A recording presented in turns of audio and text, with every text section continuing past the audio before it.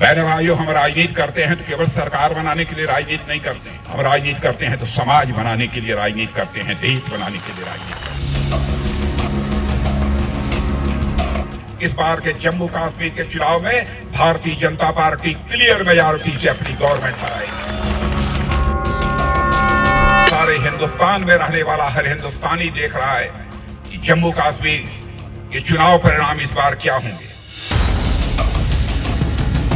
जिस प्रकार का माहौल इस बार के विधानसभा चुनाव में हमें देखने को मिल रहा है, इसकी तो हमने कभी कल्पना भी नहीं की थी कि इस प्रकार का माहौल हमको देखने को मिलेगा।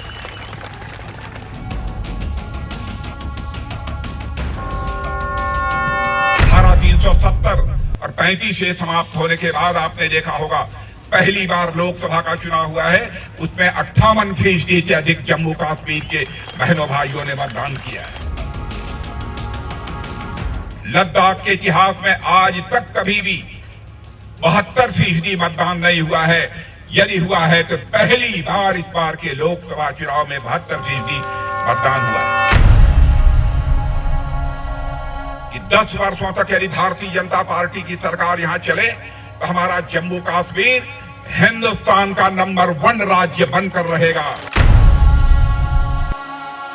रामबन और बनिहाल के कुछ इलाकों को टूरिस्ट डेस्टिनेशन के रूप में उसे डेवलप किया जाएगा। कश्मीरी पंडितों की वापसी हम कराएंगे इस जम्मू कश्मीर की धरती पर, मेरे बहनों भाई।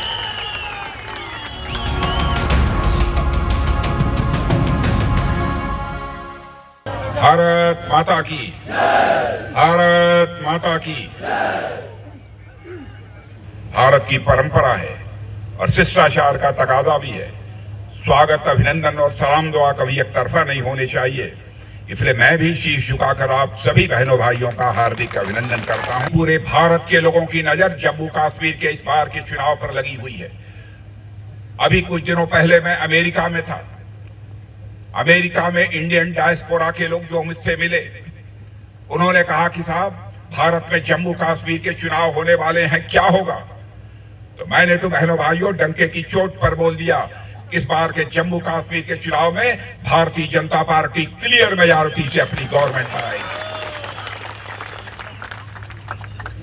इसलिए मैं कहना चाहता हूं, केवल भारतवासियों की नजर ही जम्मू कश्मीर के चुनाव पर नहीं लगी है, बल्कि सारे हिंदुस्तान में रहने वाला हर हिंदुस्तानी देख रहा है कि जम्मू कश्मीर के चुनाव परिणाम इस बार क्या होंगे।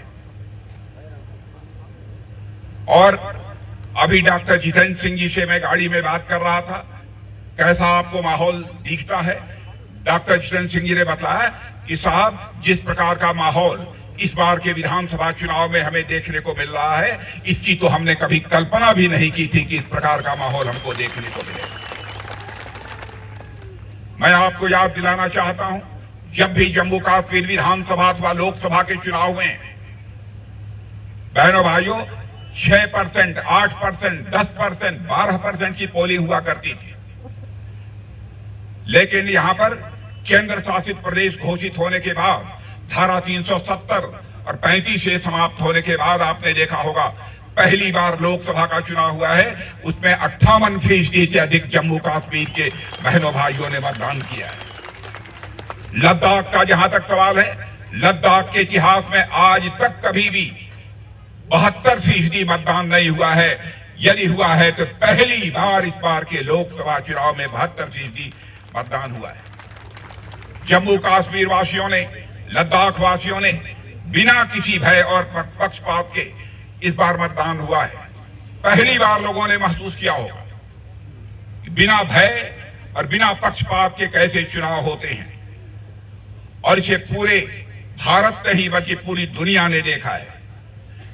और मैं मानता हूं कि जम्मू कश्मीर में यह बदलाव का एक बहुत बड़ा संकेत है।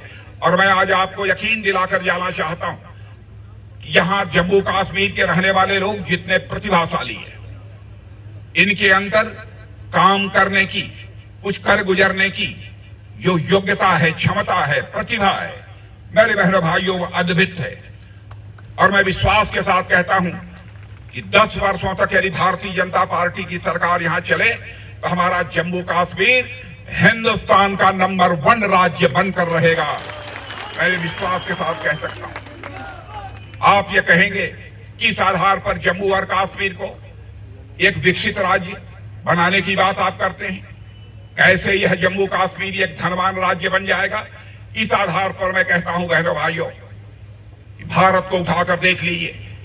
जब से हमारे प्रधानमंत्री मोदी जी ने शासन की बागडोर संभाली, उस समय 2014 में धन दौलत के मामले में, अर्थव्यवस्था के आकार के मामले में, इकोनॉमी की साइज के मामले में हमारा भारत दुनिया के देशों में 11वें स्थान पर खड़ा था। 7-8 वर्षों के अंदर ही हमारी सरकार ने मेरे बहनों भाइयों वह करिश्मा कर दिया।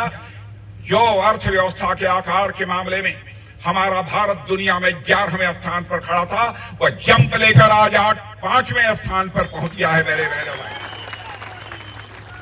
और दूर दराज इलाकों में हायर सेकेंडरी स्कूल में पढ़ने वाले बच्चों को टैबलेट और लैपटॉप यह जो है मुफ्त में मुहैया कराने का भी हम लोगों ने फैसला किया। तवी नदी पर एक बढ़िया रिवर फ्रंट बनाने का भी हम लोगों ने फैसला किया है। रामबन, जहां मैं खड़ा हूं, रामबन और बनिहाल के कुछ इलाकों को टूरिस्ट डेस्टिनेशन के रूप में उसे डेवलप किया जाएगा।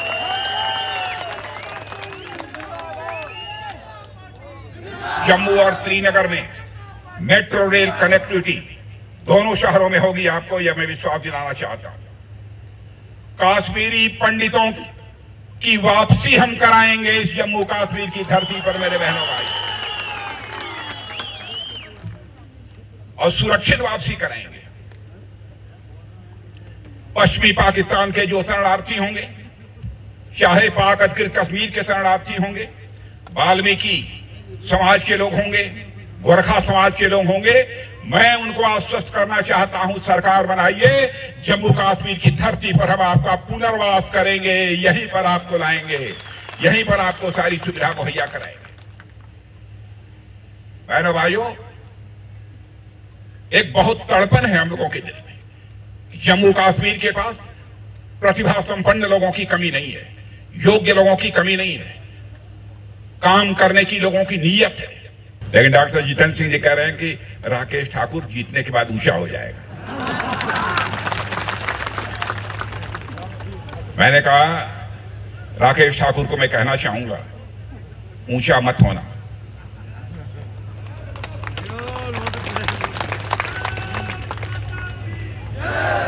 बहनों भाइयों, हम राजनीति करते हैं तो केवल सरकार बनाने के लिए राजनीति नहीं करते हैं। हम राजनीति करते हैं तो समाज बनाने के लिए राजनीति करते हैं, देश बनाने के लिए राजनीति करते हैं।